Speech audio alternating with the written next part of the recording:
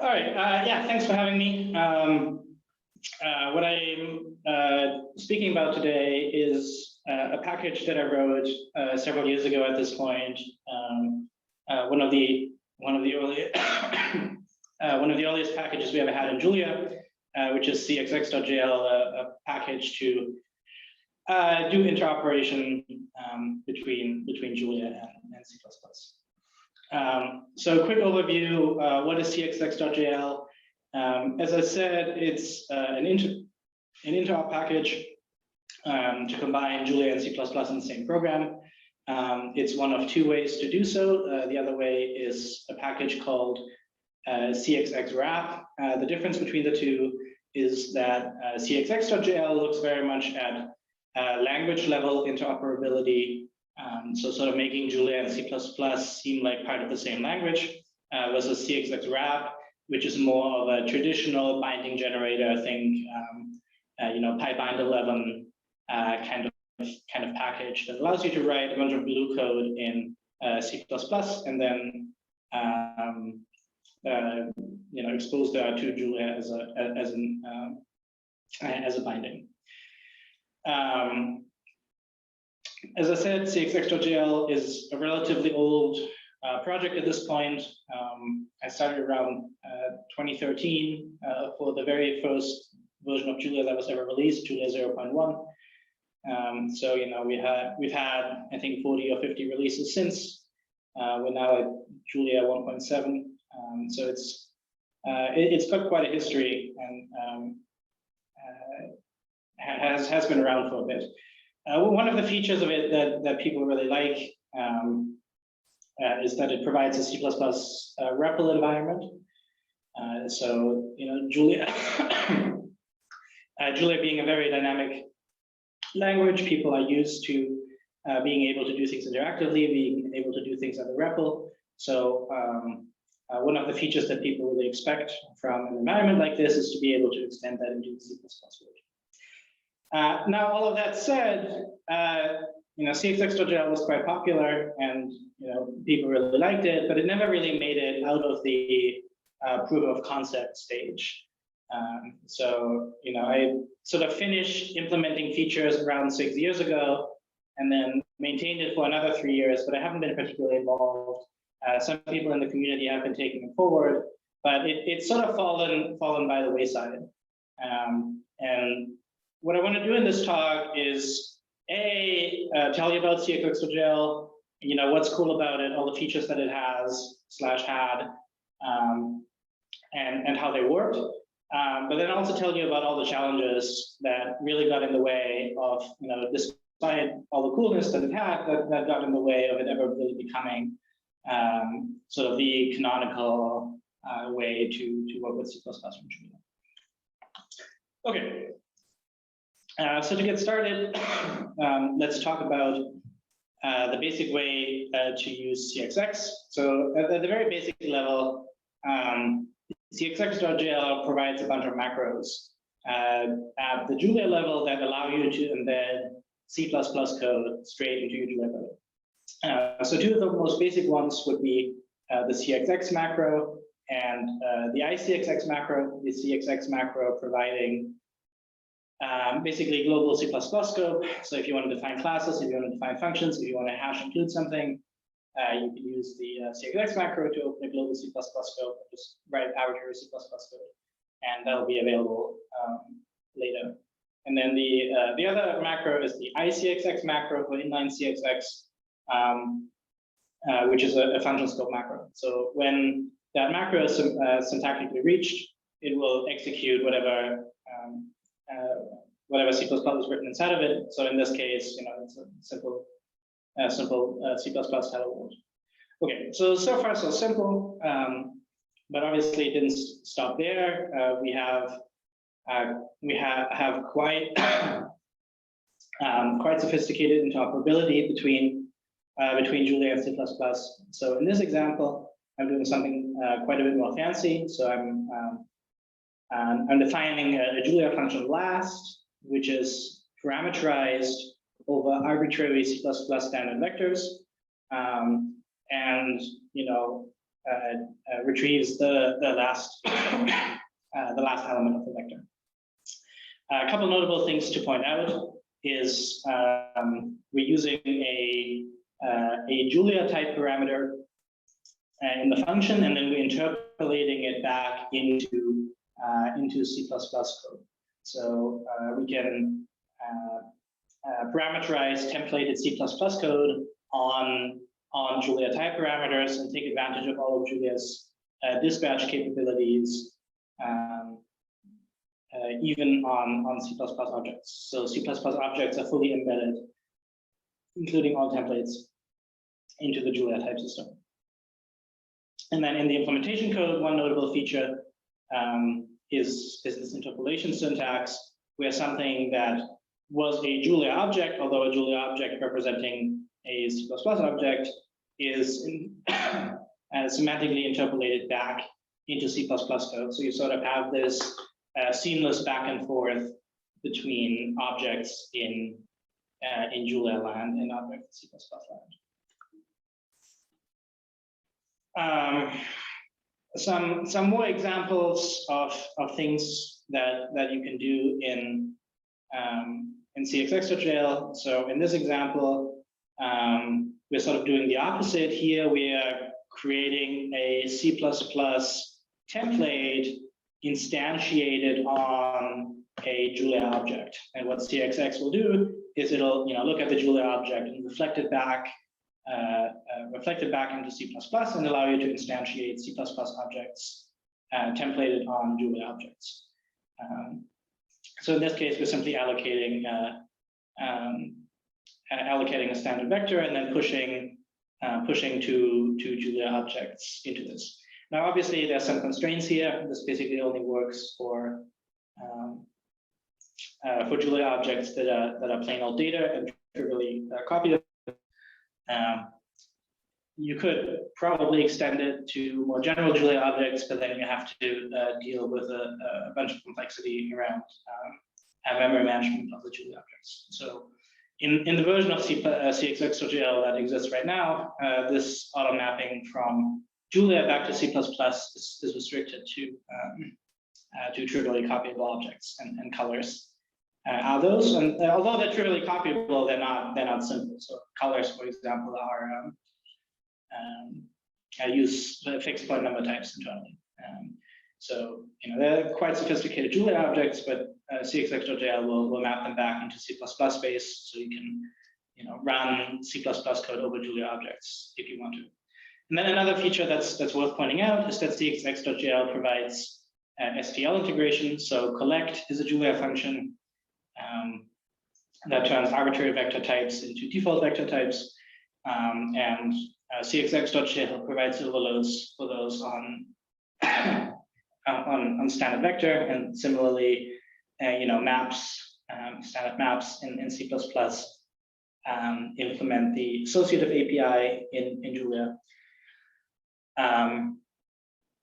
So if you're working with C++ objects, then the appropriate Julia accesses are probably defined by the Cxx standard library implementation.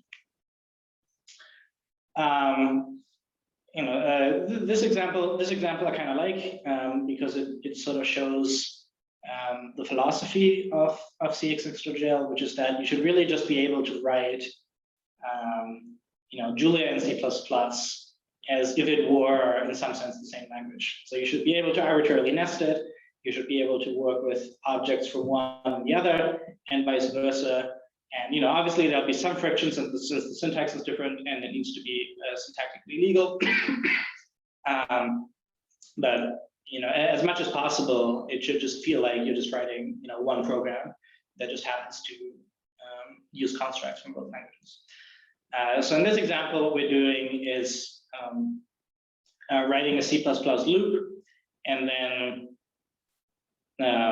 inside the C++ loop, calling back into Julia and having Julia, print something out, but then the printing itself uses something from C++ world again. And in fact, this is arbitrarily nestable.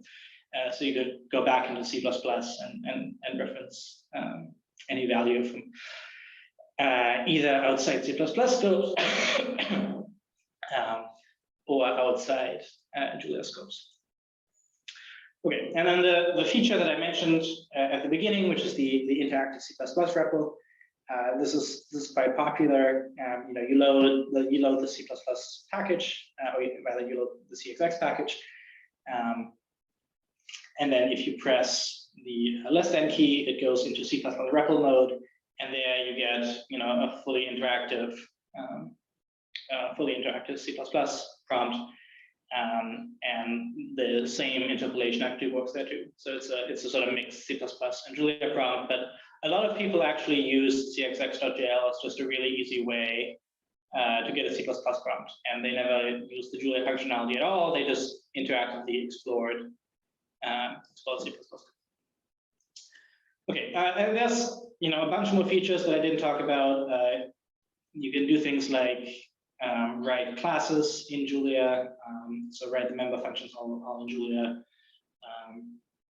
And you can do various, extremely fancy template things, but that was sort of the basic feature set that I think people will use.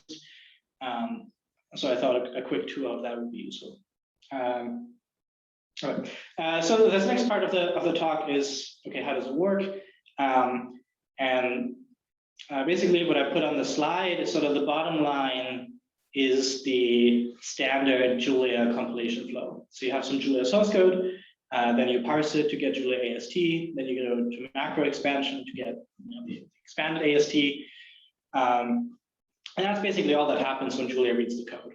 And then when Julia goes to execute the code, when you call a function, what it does is it looks at the input types. It does standard data flow type inference to figure out, what are all the types that it can see from there, and then it uses that type information to generate Julia AR, and then eventually, it emits LLVM, and then it runs it on the Julia execution engine, which is basically just LLVM org.jit with appropriate Julia runtime functions to support the object model. Okay, so how does Cxx change this? Well, at macro expansion time, all these macros that we saw are syntactically rewritten to split out Julia code and C++ code. So at macro expansion time, we basically store away what the C++ code was, store a reference to it in the expanded AST, but then leave it there. So I thought this was quite an important distinction to make, is that we actually do not parse the C++ code at Julia parse time.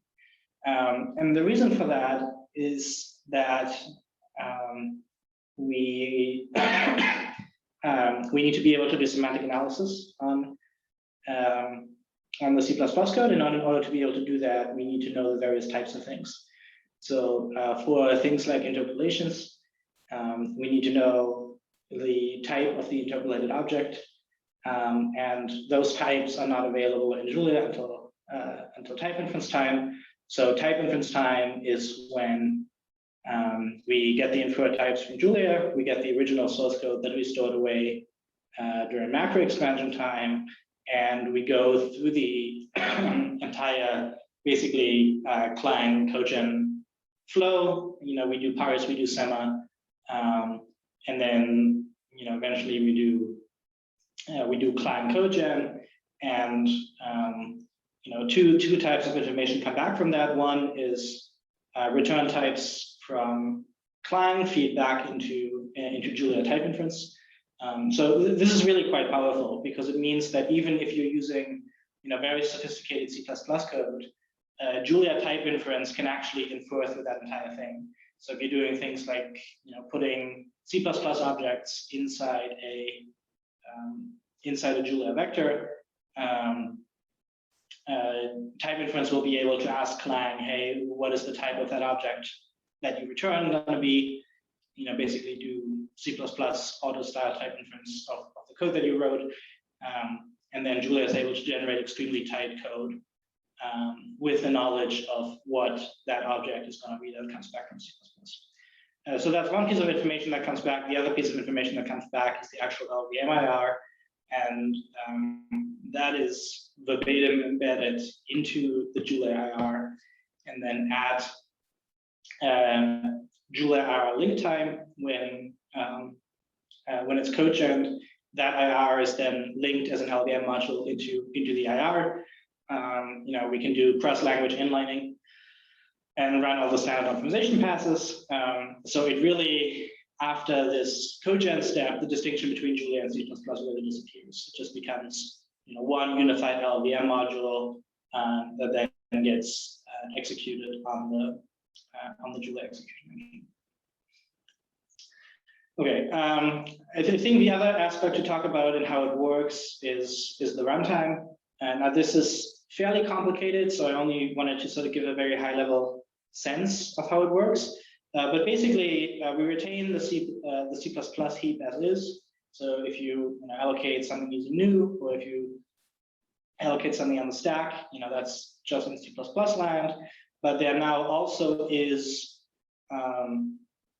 this whole heap of Julia objects, and all C++ objects can be embedded into the Julia heap. And if you do that, you get one of these kinds of objects, either a CPP value, if it's if it's a regular value, or a CPP pointer.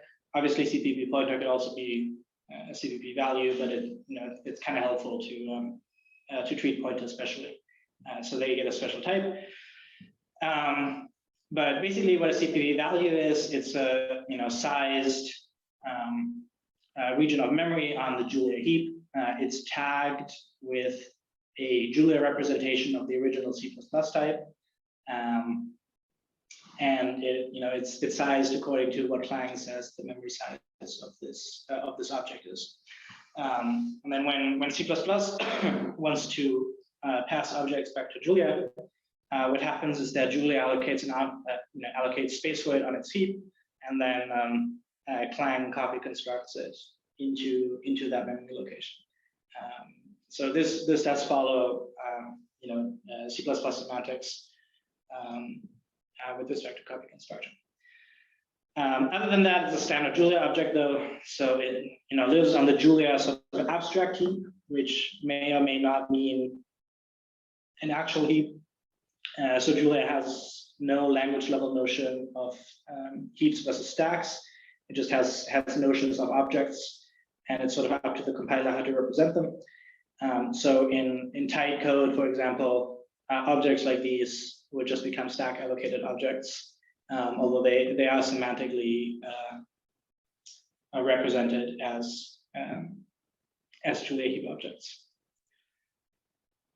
Okay, I think that's all I'll say about that. Yeah, so then a natural question is, what about things like destructors?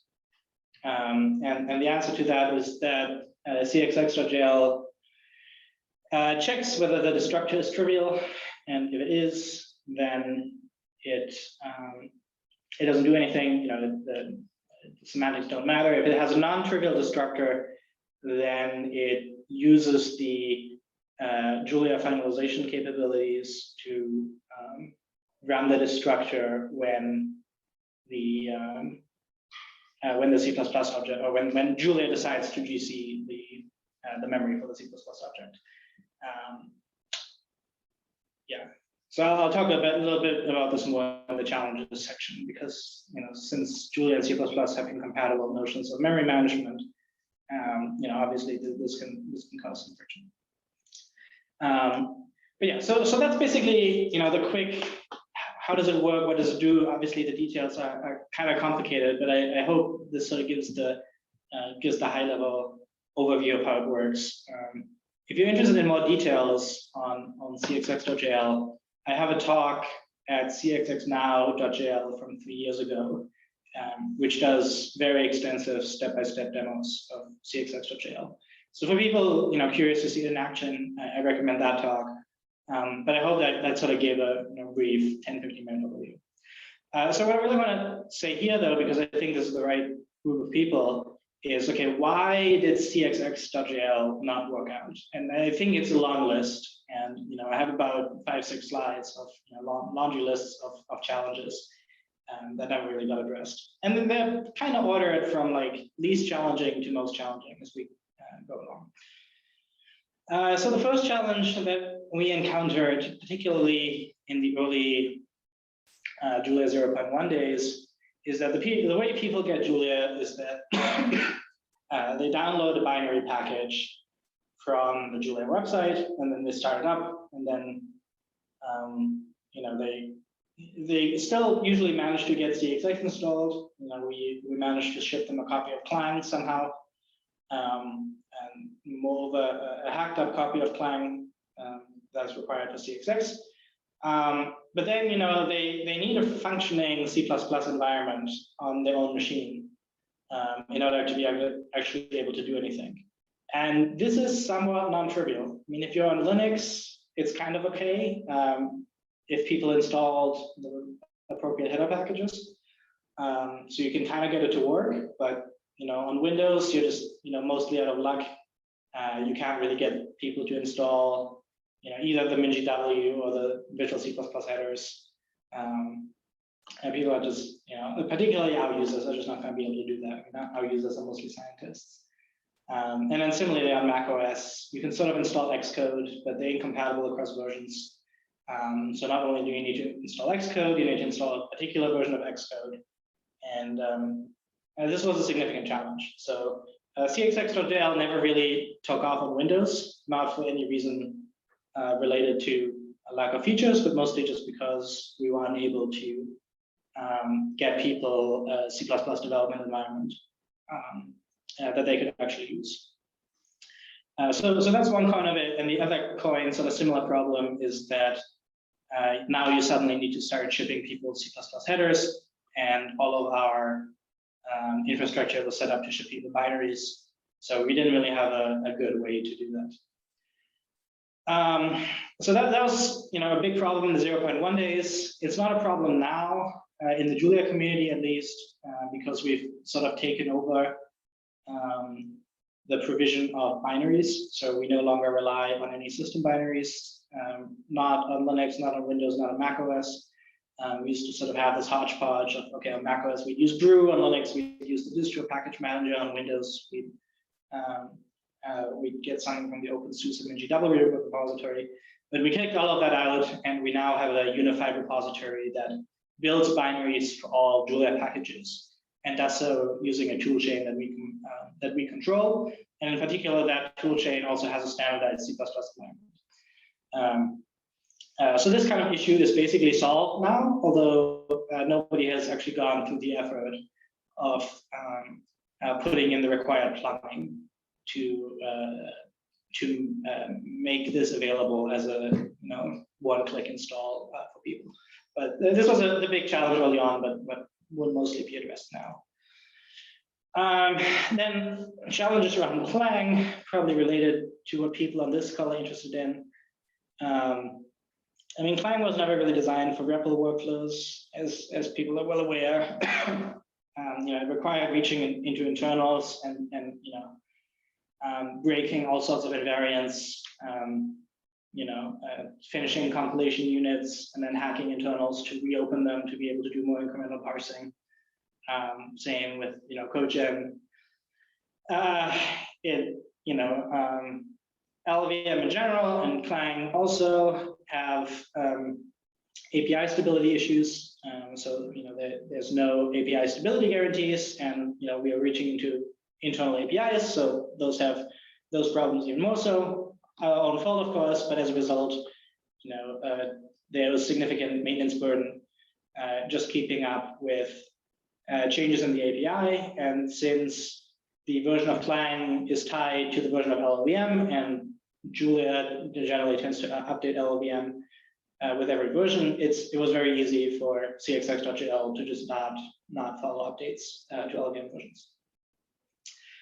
And then lastly, it's not actually as bad as you might imagine it is, but Clang did occasionally get into bad states particularly if the user made a syntax error, where Clang tried to recover and did something the user didn't intend, and then just got into incompatible states, and there was really no way to fix that other than to restart the process, which is quite annoying. And I understand this being worked on by people on this call, so thank you. I think that'll be super useful. But yeah, we encountered that a fair bit.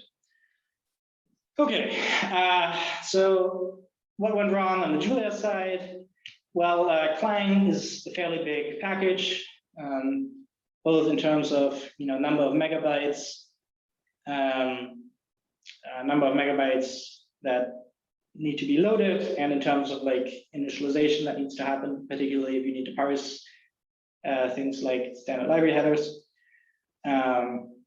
And so ideally, we only need Clang at compile time.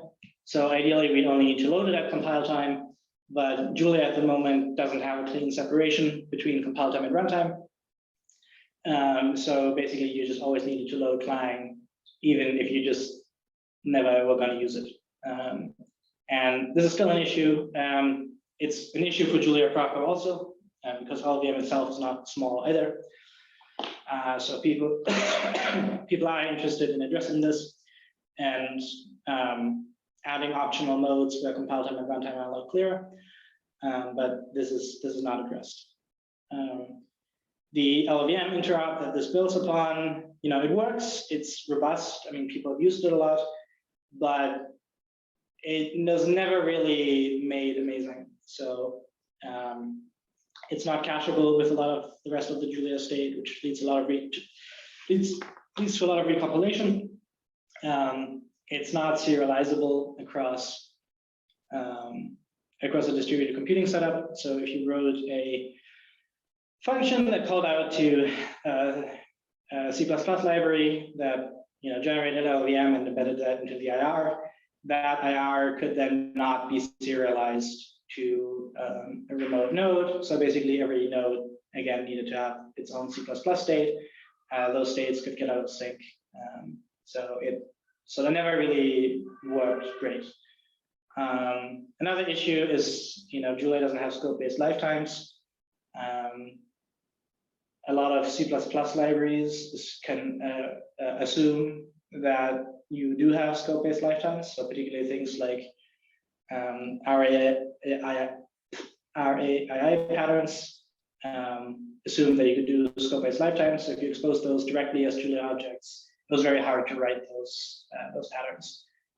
You could write them by using the Cxx macro to create a create a C++ scope. So that did work, but then it basically just looked like introduce a C++ scope, and then basically in every statement inside the C++ scope call back in Julia, which was just quite ugly. So something like this may happen in a future Julia version, but we don't have it yet. And then there's just mundane things like the Julia object model basically assumes that all objects are copyable. And it doesn't happen very often, but if you do things like use the debugger, it will just copy your C++ object, and there's no notion of hooking into copying. So it will definitely not call copy constructors. So you could get into situations, if you're not careful, where it would do things like copy shared pointers without maintaining the rep count properly. Relatedly, Julia finalizers are kind of slow. They were designed for you may have maybe 100 files that need to be closed when the object goes out of scope. And with Cxx, every object that has a non-trivial destructor uses the finalizer mechanism. So it just becomes quite slow. It is somewhat mitigated by the optimization that objects with trivial destructors don't get finalizers. So depending on what object you used, it could have been okay, but it caused issues. The type mapping was very fancy because you could parameterize C++ templates on Julia objects, but that also meant that the entire nesting of C++ templates got reflected at the Julia type level. And this created ginormous types that the Julia type system just wasn't really prepared to handle. Because while we do things like this in the Julia world, where we stuff things into type parameters to control behavior, we don't do it nearly as much as some popular C++ libraries do. So those types could be quite a bit larger than what Julia ever supported.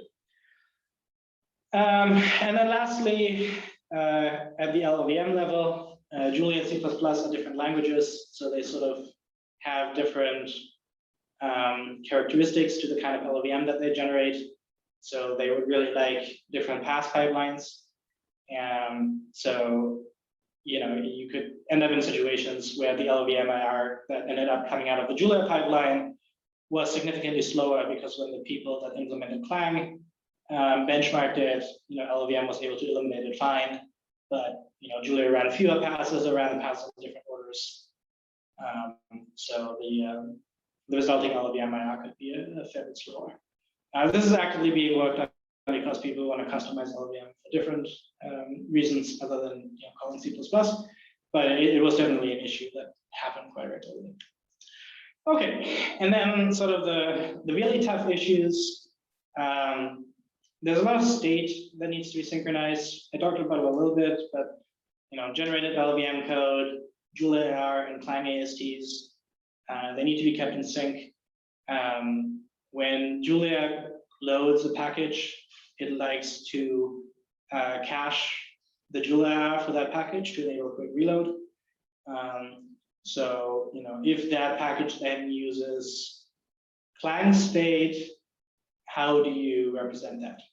And the primary issue there was that as written, Cxx.jl basically pretended to be one big translation unit, whereas Julia is really a graph of modules, and different subgraphs of that graph could be individually loaded, and that was just incompatible with the sort of one big translation unit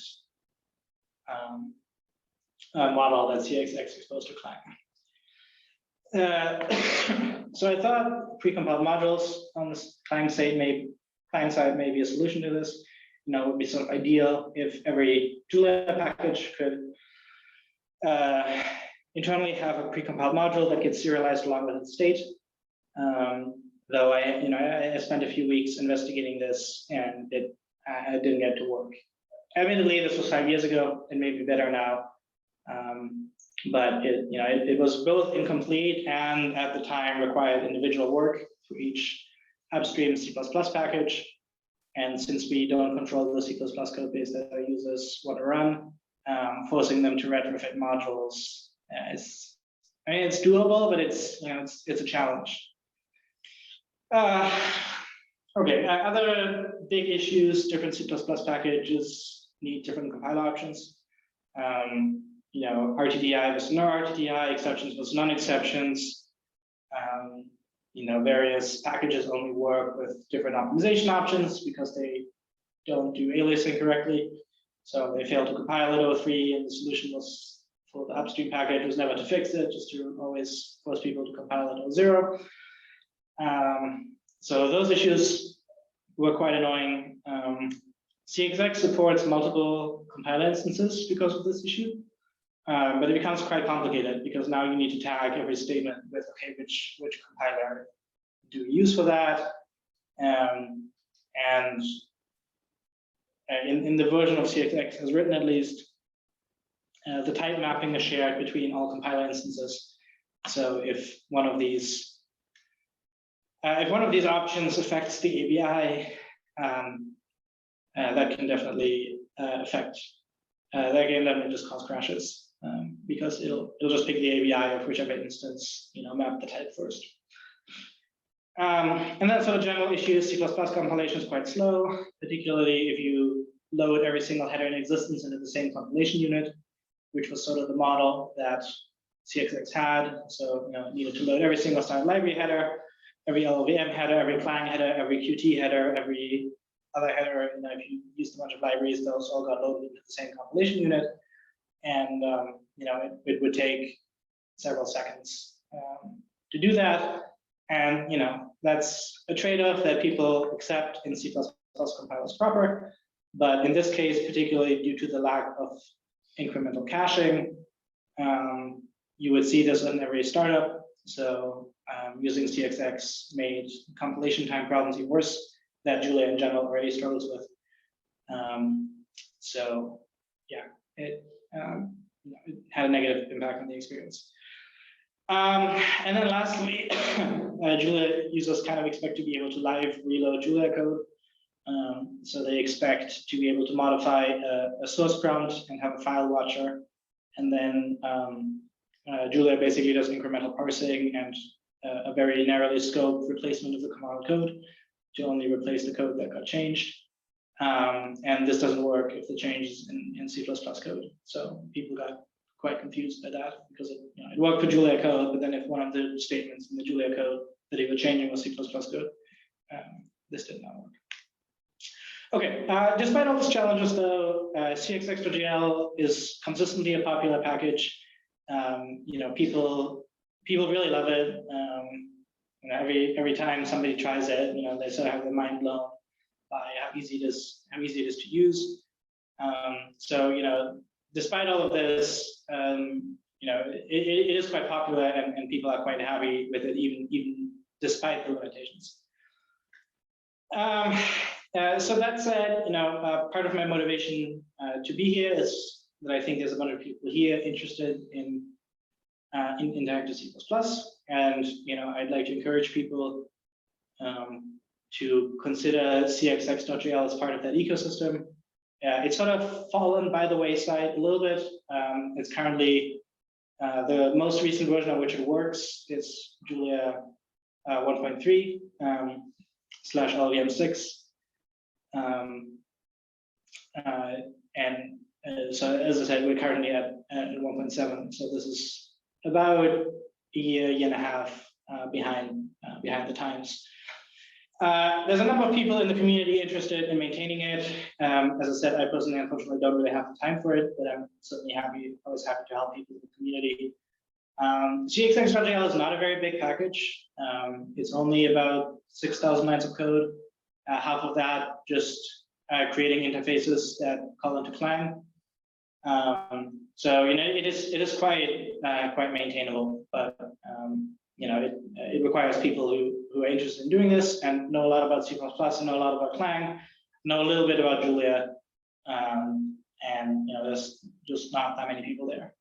And then something that comes up every few years is, well, we have Clang, which is probably a more robust and production-ready implementation of a C++ REPL. Can we just integrate it? This question comes particularly by people in the high-energy physics community. You want to use Julia for data analysis, but need to integrate with root. I did a quick prototype of this when I was still doing physics about 6 years ago, and it does work. You can port a bunch of the, you can integrate the Clang that Clang uses and the Clang that Cxx uses, and get the reflection capabilities that Clang has that root relies on, and exposed into Julia. But this prototype, it bit routed pretty quickly, so it's not currently working. But hopefully this was useful, and it was gave you an idea of what Cxx is and how it works, and maybe some people are motivated to get it back. I think people would be extremely excited to have Cxx.jl be back to where it was, or maybe even gain some of the robustness that that Clang has. So yeah, happy to answer any questions. Thank you very much. It was a great talk. I would encourage everybody to go to reactions and give a virtual hand to Keno. And while that we can do that, I have prepared a bunch of questions.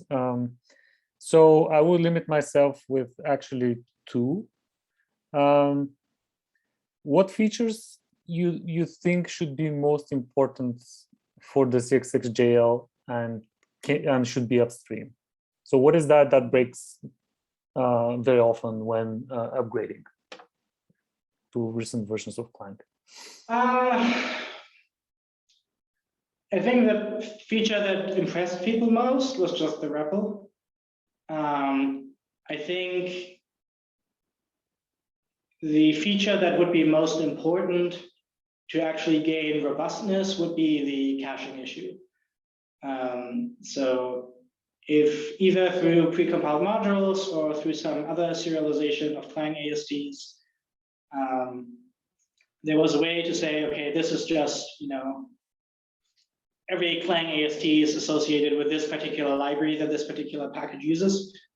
And it was sort of a graph because again, Julia packages are sort of loaded in graph dependency order.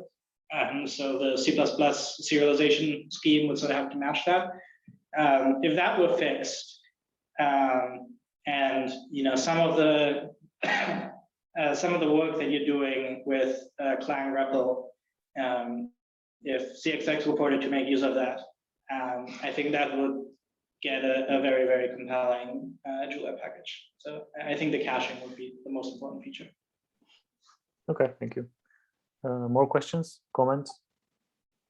We have time for 2-3 more questions.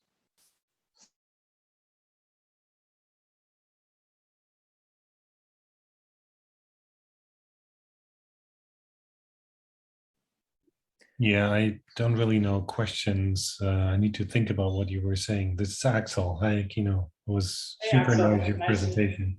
Nice to talk to you again. It's been many years. That's right. Same here. Thanks for stopping by.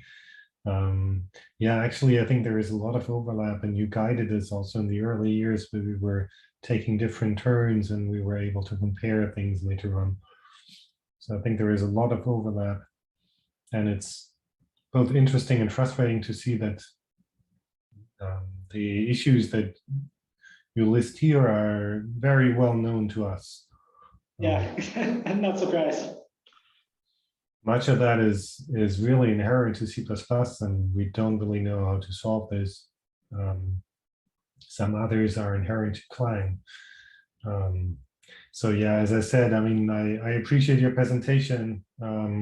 I appreciate you reaching out for Julia, for ING Physics. I need to think about whether there is anything we can improve and learn.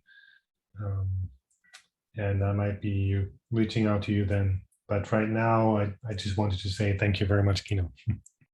Yeah, no, as you well know, my background is in physics, and even though I don't really do it anymore, I would certainly love for Julia to become more prominent in high energy physics, because I think it would be really useful, and certainly a deeper root integration.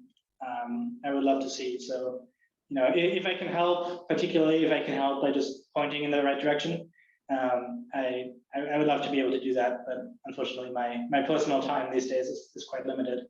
So yeah, thanks. Can't do it myself. I But hopefully with this talk, it doesn't have to be people here, but hopefully just like saying what the problems are, and saying that yes, it's important, and it just needs somebody who cares to work on it. Hopefully, somebody will be inspired to take this forward, because I think it will be very cool. Yeah, can I shoot a quick question that I actually have? I see that Stefan also has his hand raised. Vasil, is that okay? Yeah, go ahead. You said this is one of the two possibilities to interact with C++. What's the other one? Can you quickly describe that?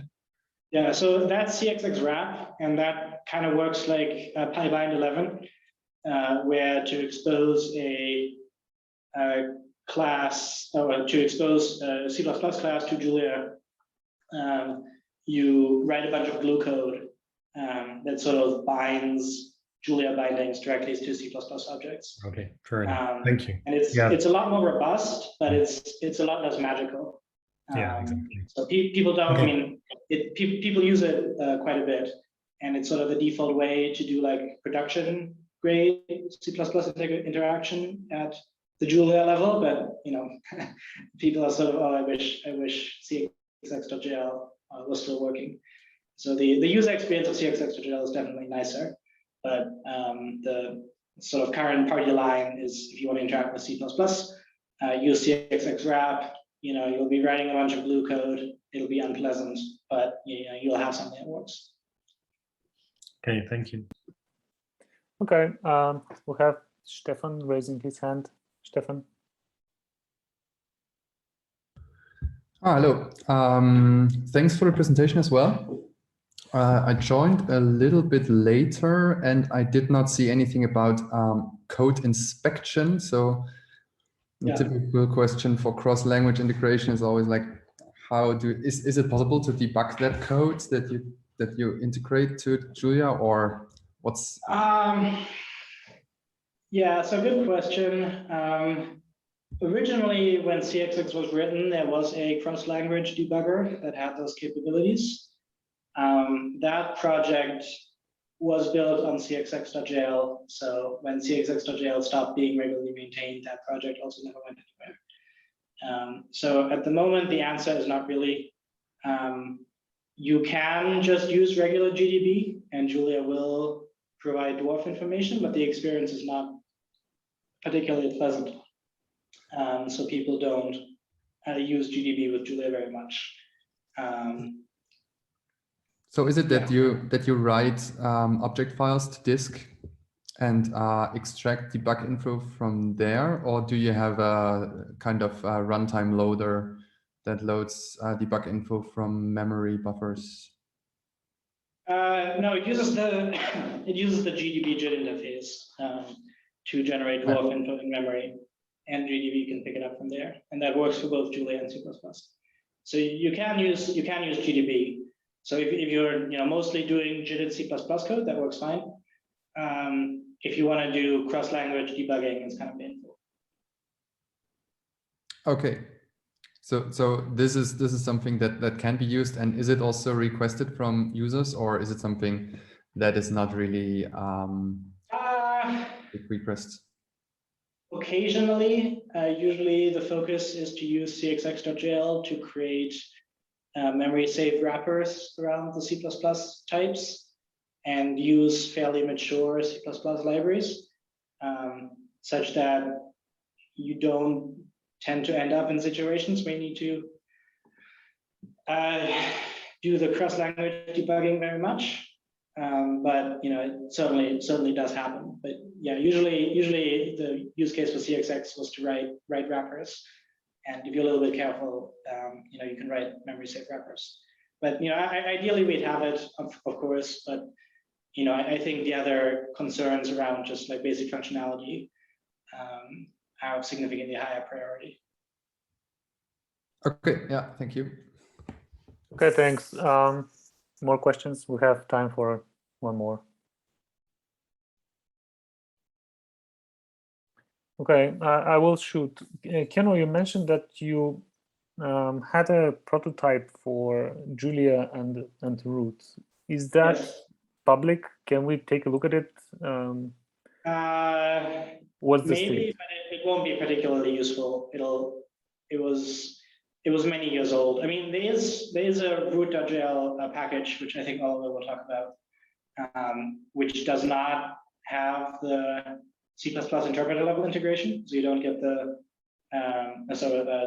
root will have its own copy of Clang in there, I think, in root.jl, which works, but you get more features if you combine them. So the code might be somewhere, but it won't be very useful. I don't think.